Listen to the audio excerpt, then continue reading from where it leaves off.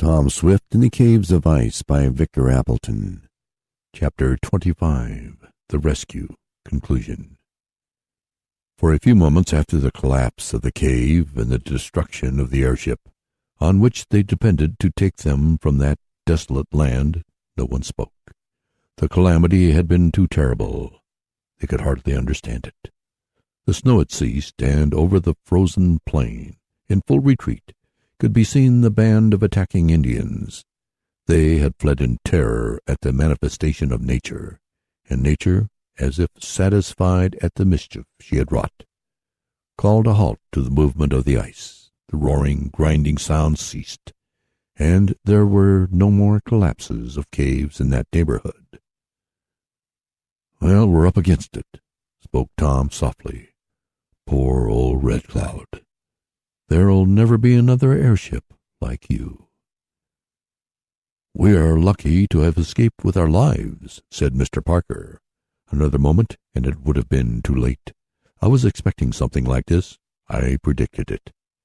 But his honor was an empty one. No one cared to dispute it with him. "Bless my refrigerator, what's to be done?" exclaimed Mr. Damon. "Start from here as soon as possible," decided Abe. "Why? Do you think the natives will come back?" asked Ned. "No, but we have only a small supply of food, my lad, and it's hard to get up here. We must hit the trail for civilization as soon as we can." "Go back? How? Without the airship?" Tom asked blankly. "Walk," exclaimed the miner grimly. "It's the only way." They realized that there was no hope of digging through that mass of fantastically piled ice to reach the airship, and even if they could have done so, it would have been crushed beyond all hope of repair. Nor could they dig down for more food, though what they had hastily saved was little enough. "Well, if we've to go, we'd better start," suggested Tom sadly. "Poor old Red Cloud." "Maybe we can get a little more gold," suggested Ned. They walked over to the hole whence they had taken the yellow nuggets. The pocket was not to be seen. It was buried out of sight under tons of ice. "I'll get no more gold here," decided Abe. "If we get safely out of the valley and to the nearest white settlement, we'll be lucky." "Bless my soul, is it as bad as that?" cried Mr. Damon. Abe nodded without speaking. There was nothing else to do. Sadly and silently they made up into packs the things they had saved, and started southward, guided by a small compass the miner had with him. It was a melancholy party. Fortunately, the weather had turned a little warmer, or they might have been frozen to death. They tramped all that day, shaping their course to take them out of the valley on a side well away from where the hostile natives lived. At night they made rude shelters of snow and blocks of ice and ate cold victuals. The second day it grew colder, and they were slightly affected by snow blindness, for they had lost their dark glasses in the cave. Even the gold seemed too great a burden to carry, and they found they had more of it than they first supposed. On the third day they were ready to give up, but Abe bravely urged them on. Toward the close of the fourth day, even the old miner was in despair, for the food they could carry was not such as to give strength and warmth, and they saw no game to shoot. They were just getting ready to go into a cheerless camp for the night when Tom, who was a little in advance, looked ahead. "Ned, do I see something, or is it only a vision?" he asked. "What does it look like?" asked his chum. "Like Eskimos on sleds." "That's what it is," agreed Ned after an observation. "Maybe it's the Foggers, or some of the savage Indians." They halted in alarm and got out their guns. The little party of natives kept coming on toward them.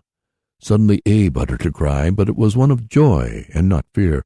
"Hoorah!" he yelled. "It's all right. They're friendly natives. They're of the same tribe that helped me and my partner. It's all right, boys. We're rescued now." And so it proved. A few minutes later the gold seekers were on the sleds of the friendly Eskimos, some of whom remembered Abe, and the weary and hungry adventurers were being rushed toward the native village as fast as the dogs could run.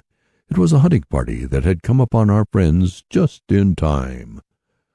Little more remains to be told. Well cared for by the kind Eskimos, Tom and his friends soon recovered their spirits and strength. They arranged for dog teams to take them to Sitka, and paid their friends well for their service, not only in gold, but by presenting what was of more value, the guns they no longer needed. Tom, however, retained his electric rifle.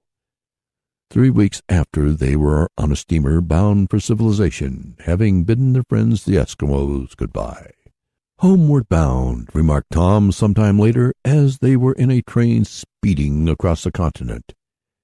"It was a great trip, and the gold we got will more than repay us, even to building a new airship. Still, I can't help feeling sorry about the Red Cloud." "I don't blame you," returned Ned.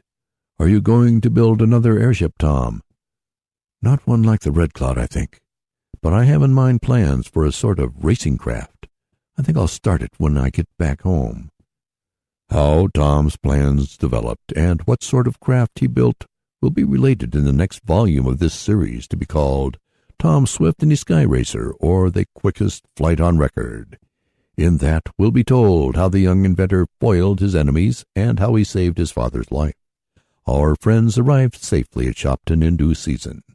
They learned that the two Folgers had reached there shortly before them.